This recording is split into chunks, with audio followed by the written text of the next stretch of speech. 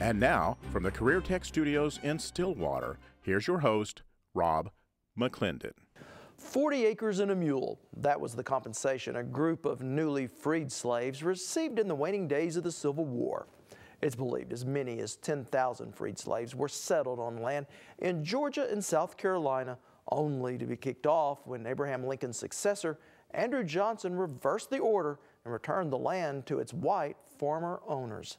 Today, the term 40 acres and a mule have come to symbolize the wrongs the descendants of former slaves still face, which is why when President Obama signed a $1.1 billion settlement for black farmers, he called the action a close to what has been a painful chapter in American history, systematic discrimination that led many African Americans to lose their grip on the land.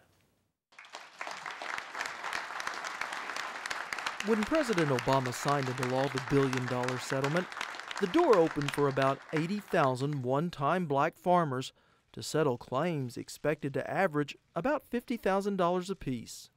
It's about reaffirming our values on which this nation was founded. Principles of fairness and equality and opportunity. It's about helping families who suffered through no fault of their own get back on their feet. It's about restoring a sense of trust between the American people and the government that plays such an important role in their lives.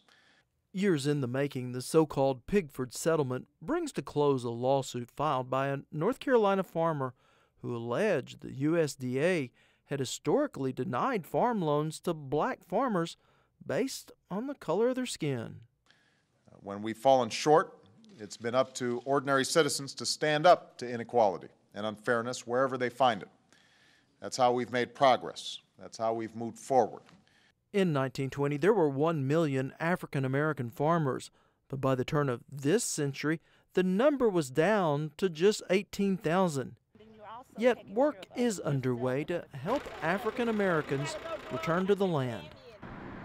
On a bustling urban street in the heart of Oklahoma City, Tammy Steele and her friends are busy sowing the seeds of change. It's an organization of opportunity. It's an organization that was founded by myself to help serve socially disadvantaged farmers. Steele is part of Oklahoma's Women in Ag Association, a group whose mission is to bring new faces into the world of agriculture and bring the world of agriculture closer to Oklahoma's communities.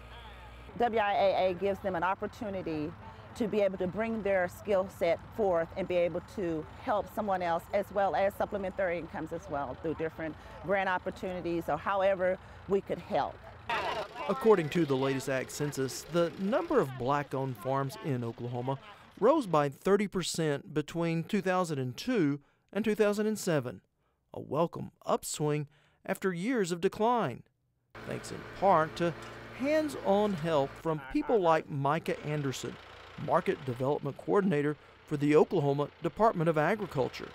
With the economy like it's going right now, I think there's a lot of interest in people getting back to small farms and maybe cutting into some of the grocery bill by growing some of their own produce.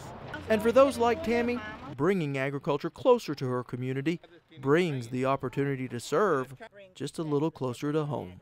We're trying to show that everyone, no matter if they have money or no money, someone has something to give to this world, given the economic times that we're in. Now, there are critics of the settlement. In fact, Republican Congressman Steve King has called for hearings on the settlement this spring. Now, if you'd like to know more about the work going on in our state to help a new generation of minority farmers, just head to our website where we have some additional video segments.